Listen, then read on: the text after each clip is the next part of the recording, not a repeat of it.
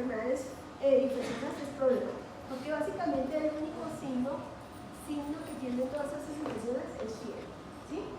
Fiebre persistente y poco para de contar. Y algunos ni siquiera tienen fiebre. Recuerden que la fiebre es una elevación de la temperatura corporal, que literalmente lo que está diciendo es que el sistema inmunológico está despertando frente a lo que él considera patógeno o extraño. ¿Listo? Entonces, ¿qué pasa aquí? ¿Sí? Es indispensable, en el caso de hongos, tener como la clara sospecha, ¿sí? Asociado a los factores de riesgo, los antecedentes del paciente, y empezar a hacer estudios microbiológicos muy directos. Entonces, dentro del contexto de la infección fúngica, ¿sí? Vamos a ver cómo se hacen las aproximaciones diagnósticas. Entonces, lo primero es que tenemos la sospecha clínica.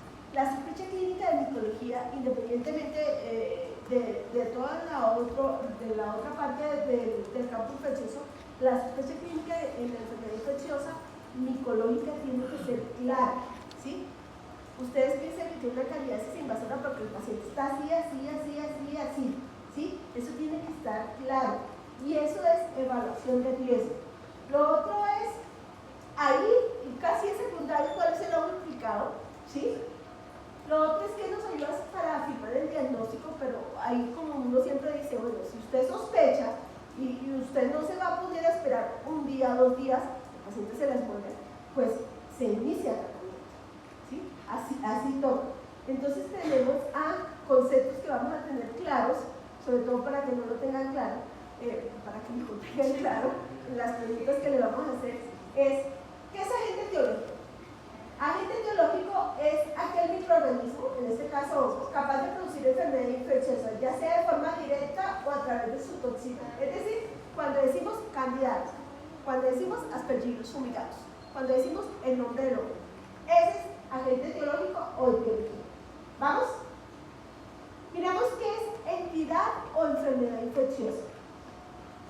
Esta es la causa, es la causada por microorganismos o patógenos específicos que pueden transmitirse directa o indirectamente. Es, por ejemplo, cuando uno habla de candidiasis orofaringia, candidiasis esofágica, cuando uno habla, por ejemplo, de aspergillosis invasora, cuando uno habla de candidemia, ¿sí? Esa es la entidad. Ahora bien, ¿qué es el espectro clínico? También se conoce como la variedad o la forma clínica.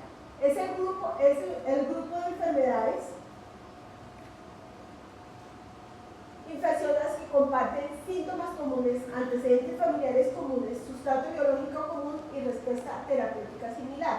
Es, por ejemplo, cuando uno engloba todas las candidiasis invasoras que se dividen en varios espectros. Por ejemplo, candidiasis invasora, candidiasis del sistema nervioso central, candidiasis de vísceras, hepatoesplénica y demás. ¿Qué es entidad o enfermedad infecciosa? ¿Qué es una prueba diagnóstica o una herramienta diagnóstica? Es la que directamente permite identificar la condición de salud o la enfermedad infecciosa del paciente, confirma o descarta. Por ejemplo, una herramienta diagnóstica es la microscopía directa, el cultivo, una prueba serológica o una prueba inmunológica. ¿Qué es la prueba o método de identificación etiológica? Es la que permite identificar el agente etiológico responsable del proceso infeccioso. Permite establecer implicaciones patogénicas o patológicas, la evolución clínica e iniciar un tratamiento. Por ejemplo, cuando uno ya habla específicamente, por ejemplo, de KOH, tinta china, lactofenol, galactomanano, fungograma. ¿Y qué es impresión diagnóstica? Enfermedad fúngica o forma clínica. Literalmente, no necesariamente determina el diagnóstico concreto definitivo, sino que permite causar las pruebas diagnósticas posteriores, con el objetivo de lograr un diagnóstico definitivo.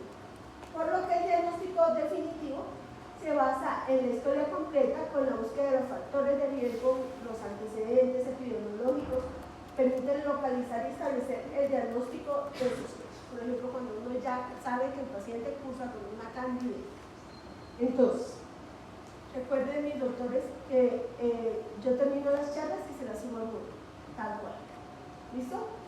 Ahora, dentro del contexto de aproximación clínico-diagnóstica y el paciente de riesgo, ¿qué nos sirve para hacer las pruebas clínicas? Lo primero es que todo diagnóstico parte del hecho que ningún diagnóstico es precoz. Cuando uno hace diagnóstico, sobre todo de EPI, en general el paciente cursa con la enfermedad por lo menos 7 días. O sea, ya va un avance en la enfermedad muy superior a todas las posibilidades diagnósticas con que uno cuenta. Lo otro es por eso que uno hace uso de herramientas diferentes a las microbiológicas. Si las herramientas como imágenes son importantes en el campo de las infecciosas, en el campo de micología son fundamentales. ¿Por qué? Porque permiten detectar la infección fúngica y limitan las posibilidades de un diagnóstico diferencial. Miren esto. La herramienta imaginológica, estamos hablando de TAC, de resonancia, de tomografía, inclusive de los rayos X simples, ¿sí?, que generalmente no se utilizan en este campo, no están diciendo cuál es la etiología micótica en común, porque ese es el campo del micólogo, ¿sí? Pero literalmente sí detectan la presencia o no del foco infeccioso, que puede orientar básicamente a la etiología. Además, proporciona ayuda para guiar procedimientos diagnósticos, por ejemplo, lavados broncoalveolares guiados por TAC, ¿sí?, lavados broncoalveolares guiados por ECO y este tipo de cosas. Las imágenes tienen un papel fundamental al evaluar la actividad de la enfermedad, la respuesta al tratamiento y las posibles complicaciones relacionadas. Por eso les voy a enseñar a ver algo de cómo se ve una resonancia magnética, en este caso, cómo se ve un TAC, cómo se ve una ecografía. Ahora bien, dicho sea de paso, lo importante, vuelvo y se lo recalco cada tico, es la sospecha clínica, de acuerdo al contexto del antecedente del paciente o el factor de riesgo del paciente. Y para eso, el principal protocolo de actuación ante la sospecha de un proceso infeccioso son el aislamiento del agente etiológico por los hemocultivos. Los cultivos de sangre, yo creo que ya han oído hablar de los hemocultivos en el campo de bacteriología. Los hemocultivos siguen siendo la piedra angular y el cultivo de líquidos corporales de sitios estériles, la piedra angular en el campo del diagnóstico de los hongos, ¿sí? Básicamente, cuando la infección es generalizada y va vía hematógena, se conoce como candidemia, ¿sí? Ya cuando afecta a hongos profundas, se llama candidiasis profunda o candidiasis invasora en los diferentes estados. Es la herramienta más sencilla, es buena, bonita y barata. Lo que uno tiene que considerar es que aunque la sensibilidad es baja, ¿sí?, y se demora, es lo mejor que tenemos. Y además que los hemocultivos no se utilizan solamente para hongos, en este caso levaduras, sino que es un protocolo de actuación cuando el paciente llega y tiene fiebre, lo primero que se le manda a tomar son los hemocultivos, ¿sí?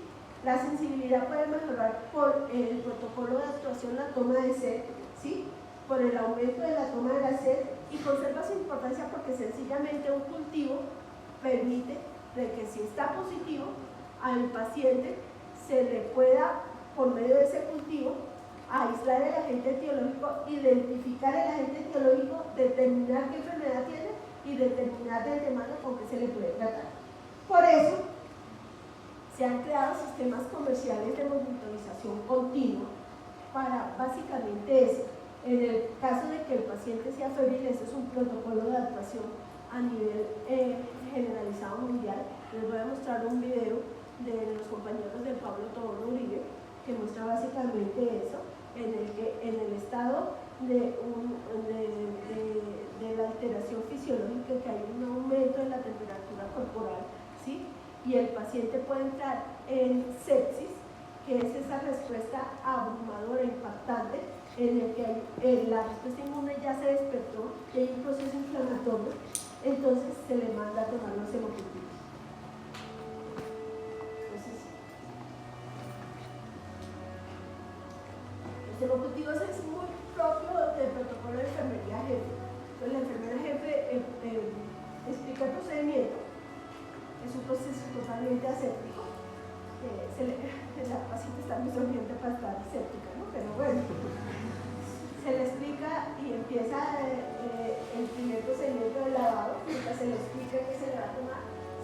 por serie o por secuencias. Seriado, una toma o 3 tomas, 3 tomas. Eso depende. Los ejecutivos son en sistemas comerciales, se los voy a mostrar en la práctica, y estos son los sistemas de monitorización continua. Aquí está la camilla de preparación. Se marca.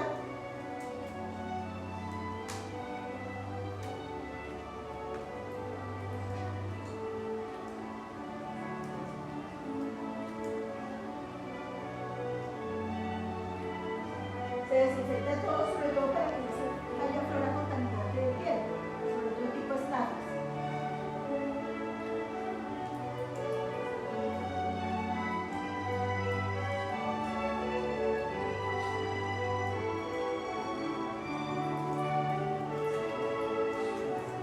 Se cansan los bordes estériles, las jefes en general, ellos tienen un excelente cansado de bordes. El protocolo de Pablo Tomón es el protocolo mariposa, y se mete el cambio en las mariposas, pero se puede congenitas. Entonces, en general, se toma en el paciente febril, es protocolo de actuación.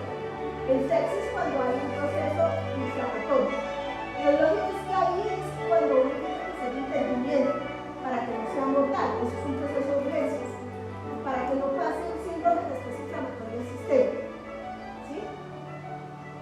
Obviamente, ya cuando pasa choque térmico, que es un proceso generalizado, que hay bajo gasto y que ya empieza a afectar órganos. Y cuando hay un síndrome de disfunción multiorgánica, que ya es irreversible. Entonces, ese es el sistema. Los sistemas tienen un sensor. Todo el mundo sabe cuando pita un hongo, es como el argot porque pita bastante. Aquí en el fondo hay un sensor por cada hemocultivo, y el hemocultivo, este sistema de monitorización continua, tiene un sensor de incubación y un sensor de cambio de CO2, que tiene una relación directa con el crecimiento de microorganismos. Y cuando hay cambio de ese sensor, son gomas, se las voy a mostrar en el laboratorio. Esas gomas hacen que pique. Entonces le indica al microbiólogo o al infectólogo o al médico que el hemocultivo quitó. Entonces lo que uno hace de ahí es sacar el hemocultivo, que son estos, ¿sí? Se sacan, con una jeringa se extrae un poquito de sangre, se hace una coloración de Gram y se hace el cierre. La coloración de Gram es para ver qué microorganismo hay, sobre todo para empezar a hacer el tratamiento. Generalmente el hemocultivo pita entre 24 y 48 horas. Eso es la ventaja de un sistema como estos, que un paciente febril es un estado de urgencia, uno le toma estos hemocultivos, pues realmente a las 24 o 48 horas, así uno tenga así se le haya iniciado antibiótico al paciente, pues uno confirma la etiología, la va a confirmar. Si le puso, por ejemplo, en el caso de bacterias, un antibiótico con gram positivo, si salen con gram positivos, pues literal, uno ya sabe que lo está haciendo bien. Pero si salen gram negativos, pues simplemente modifica el tratamiento. Lo mismo pasa con hongos. Entonces, siendo así, dejemos aquí, mis doctores ya están más cansados que pobrecitos. Entonces, recuerden las normas. Creo que no los vuelvo a ver sino como entre 2 semanas, 2 o 3 semanas. Entonces recuerden que ustedes vuelven a terminar lo de bacterias y luego vuelven conmigo y vamos de corrido. ¿De acuerdo? Recuerden las normas que les fueron muy amables al no sacar sus celulares cuando les dije, así me gusta que se comporten porque así yo soy súper buena en los exámenes. Siempre soy súper buena en los exámenes. Que pasen un